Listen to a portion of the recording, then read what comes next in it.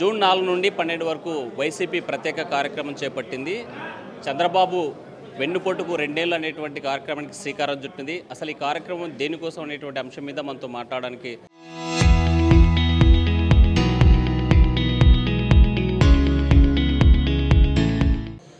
కర్నూలు జిల్లా వైసీపీ జిల్లా అధ్యక్షులు మాజీ ఎమ్మెల్యే ఎస్ మోహన్ రెడ్డి ఉన్నారు. సార్ చెప్పండి, అసలు ఈ ప్రోగ్రాం దేనికి, ఎందుకోసం?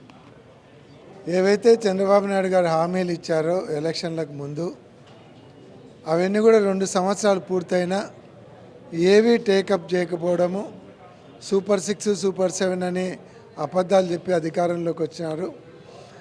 ఏ ఒక్కటి కూడా సంపూర్ణంగా పూర్తి చేయలేదు. కేవలం 2-3 తప్ప అవి కూడా పార్షియల్గా చేసినారు. మిగతా అయితే అసలు ఎగురగొట్టినాడు. ఇవి కాకుండా దాదాపుగా 200 హామీలు ఇచ్చినటువంటి వ్యక్తి దానిలోనేం చేయలేదు. ముఖ్యంగా జగన్మోహన్ రెడ్డి గారు ఇచ్చేటువంటి సంక్షేమ పథకాలన్నీ ఇస్తూ సూపర్ 6 ఇస్తా అన్నాడు. జగన్మోహన్ రెడ్డి గారు ఇచ్చేటువంటి ఎగురగొట్టాడు.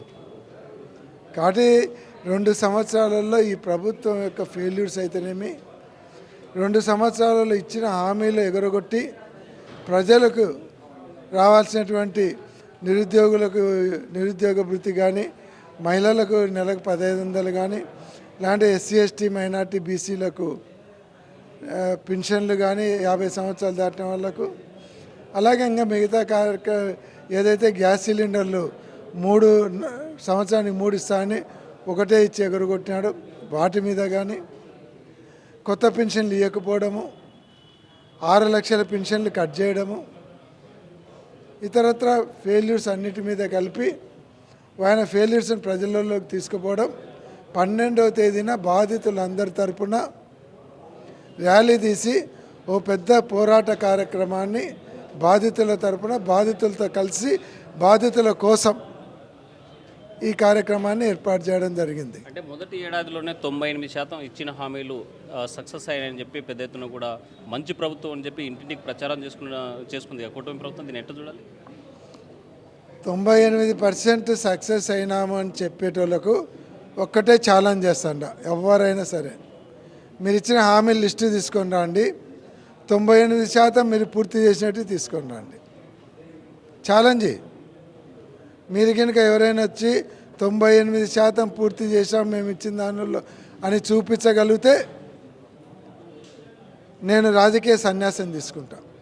కేవలం రాజకీయం కోసమే రాష్ట్రంలో అలజడి సృష్టించాలి, అబద్ధపు ప్రచారం చేయాలి, తప్పుడు ఆరోపణలు చేయాలి కూటమి ప్రభుత్వం పైన అని చెప్పి టీడీపీ నాయకులు ఒకవైపు మాట్లాడుతూ డిఎస్సి మీద విషం చిమ్ముతున్నాడు వెన్నుపోటు పార్టీ నాయకుడు జగన్మోహన్ రెడ్డి అని చెప్పి అచ్చెన్నాయుడు మాట్లాడతారు. ఎట్లా చూడాలి? డిఎస్సిలో పబ్లిక్గా దొరికిపోయినారు. చాలామంది డిఎస్సిలో ఎలిజిబిలిటీ ఉండే అవకాశం రాని వాళ్ళందరూ వచ్చినారు. అసలు డిఎస్సి ఎగ్జామ్ రాయకుండా, టెట్ ఎగ్జామ్ రాయకుండా స్పోర్ట్స్ కోటాలో అంటే వాళ్ళ ఇంట్లో కూర్చొని మాకు ఈ ఉద్యోగమో వద్దని ఇంట్లో కూర్చుంటే వాళ్ళకి ఉద్యోగం ఇస్తారా? ఇంటికి పోయి ఎక్కడైనా ఉంది అది? ఎగ్జామ్కి అటెండ్ కాని వాళ్ళకు ఇస్తారా? అన్నిటికంటే విచిత్రమైనది ఏమంటే ఈ స్పోర్ట్స్ కోటాలో ఉండేటువంటి లిస్టులో 40వ అంశం వచ్చేసి బ్రిడ్జ్ అనేది కార్డ్స్ ఆడతారు. ఏదైతే ప్లేయింగ్ కార్డ్స్ ఉంటాయో దాంతో బ్రిడ్జ్ ఆడతారు. దానికి కూడా 13 కార్డ్స్ అందరి బారికి కూడా పెట్టండి స్పోర్ట్స్ కోటా. మట్కాకు ఒక స్పోర్ట్స్ కోటా పెట్టండి, అది కూడా టాలెంటెడే. ఇట్లాంటివన్నిటికీ మీరు స్పోర్ట్స్ కోటాలు పెట్టి మీకు కావాల్సిన వాళ్లకు, ప్యాకాట్ ఆడే వాళ్లకు, మట్కా ఆడే వాళ్లకు, వీళ్లకు టీచర్ ఉద్యోగాలు ఇస్తారా? అసలు టెట్ డిఎస్సికి అటెండ్ కాని వాళ్ళకు ఎట్లా ఉద్యోగాలు ఇస్తారు మీరు?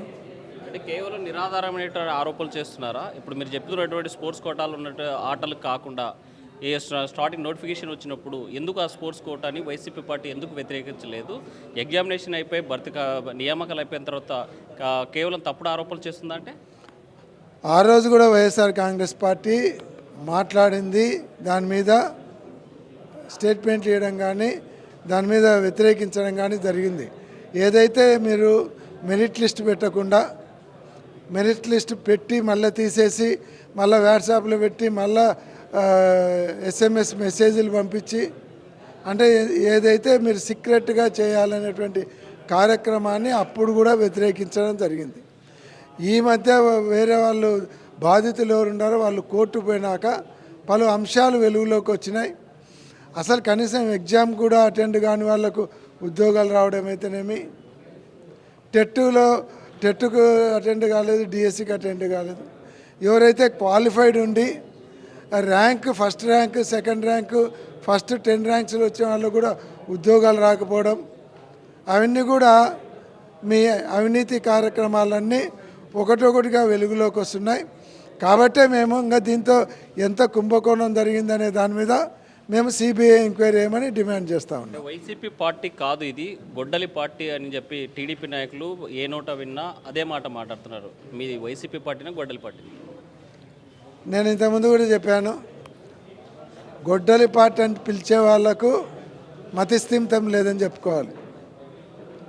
జగన్మోహన్ రెడ్డి గారు అధికారంలోకి వచ్చిన తర్వాత ఫస్ట్ 2 సంవత్సరాలు కరోనా ఉన్నప్పటికీ ఫస్ట్ 3 నెలలకే 1,24,000 ఉద్యోగాలు ఇచ్చినాడు.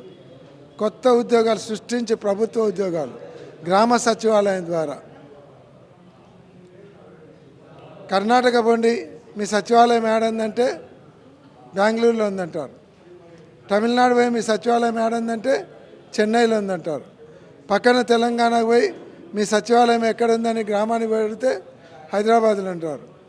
అదే ఆంధ్ర రాష్ట్రంలో ఏ గ్రామానికైనా పోయి మీ సచివాలయం ఎక్కడుందని అడగండి, మా ఇంటి పక్కన ఉందని చెప్తాడు. అది గ్రేట్నెస్ ఆఫ్ జగన్మోహన్ రెడ్డి. ప్రతి గ్రామానికి ఒక సచివాలయాన్ని తీసుకొచ్చి గ్రామ పరిపాలనను గ్రామంలోనే ఉంచే పరిపాలన చేసి 10 మంది ఎంప్లాయ్మెంటేషన్ ఇచ్చి ఒక్కొక్క గ్రామానికి చేయగలిగినాడు. అది గొడ్డలిపోట. అది 2,60,000 మందికి ఉపాధి కల్పించినాడు వాలంటీర్ సర్వీస్ ద్వారా. అది గొడ్డలిపోట. ఇంటింటికి సర్టిఫికెట్లు ఇచ్చినాడు. ప్రతి ఇంట్లో ఎవరికి ఏ క్రానిక్ డిసీజెస్ ఉన్నాయి అని తెలుసుకోండి, అదంతా కూడా డేటా కలెక్ట్ చేసి ఆన్లైన్లో పెట్టి ప్రతి ఇంటికి కూడా 1వ తేదీన వాళ్లకు మెడిసిన్స్ ఇంటికి పంపించినాడు. అది గొడ్డలిపోట. 2,76,000 కోట్ల రూపాయలు డీబీటీ ద్వారా బెనిఫిషియర్ అకౌంట్లకు ₹1 ఎక్కడ అవినీతి లేకుండా బెనిఫిషియర్లందరికీ పథకాలు ఇవ్వడం జరిగింది. అది గొడ్డలిపోట. భారతదేశంలో స్వాతంత్రం వచ్చిన తర్వాత ఉమ్మడి ఆంధ్ర రాష్ట్రంలో మొన్న జగన్మోహన్ రెడ్డి గారు 19లో ముఖ్యమంత్రి అయ్యేంత వరకు అంత 8 మెడికల్ కాలేజీలు వస్తే జగన్మోహన్ రెడ్డి గారు ముఖ్యమంత్రి అయిన తర్వాత 17 గవర్నమెంట్ మెడికల్ కాలేజీలు శాంక్షన్ చేయించుకొని మొదలుపెట్టి ఇది గొడ్డలిపోటు. మాది గొడ్డలి పార్టీ, మీది వెన్నుపోటు పార్టీ. అంటే ఈ వెన్నుపోటు పార్టీ అని చెప్పి ఏ అంశాలు లేకుండా ప్రజా సమస్యలు మాట్లాడకుండా ఇంకెంతకాలం వెన్నుపోటు పార్టీని విమర్శిస్తుంది? అరే ప్రజా సమస్యనే కదా వెన్నుపోటు. మహిళలకు నెలకు 1,500 ఇస్తా అని చెప్పి ఎగరగొట్టడం వెన్నుపోటే కదా. అందుకంటున్నాం, ఎన్టీ రామారావుని వెన్నుపోటు పొడిచినది కాదు. ఎన్టీ రామారావుని వెన్నుపోటు పొడిచినాడు, వాళ్ళ బామర్దులను పొడిచినాడు, వాళ్ళ బంధువులు వెన్నుపోటు పొడిచినాడు, బంధువులు పొడుచుకున్నారు. సో బ్రీఫ్గా ఏం చెప్పదలుచుకున్నారు? రైతులకు వెన్నుపోటు పొడిచినాడు 20,000 ఇస్తా అని. తర్వాత మహిళలకు నెలకు 1,500 ఇస్తా అని వాళ్ళకు వెన్నుపోటు పొడిచినాడు. తర్వాత నిరుద్యోగ భృతి 3,000 ఇస్తా అని నిరుద్యోగులకు వెన్నుపోటు పొడిచినాడు. 3 సిలిండర్లు ఇస్తానని 3 సిలిండర్లు లేకుండా వాళ్ళకు వెన్నుపోటు పొడిచి పెట్టింది ఒకటైతే, కానీ వెన్నుపోటు ద్వారా చంద్రబాబు నాయుడు ఆ పార్టీని హ్యాండ్ ఓవర్ చేసుకున్నాడు కాబట్టి అది వెన్నుపోటు పార్టీ.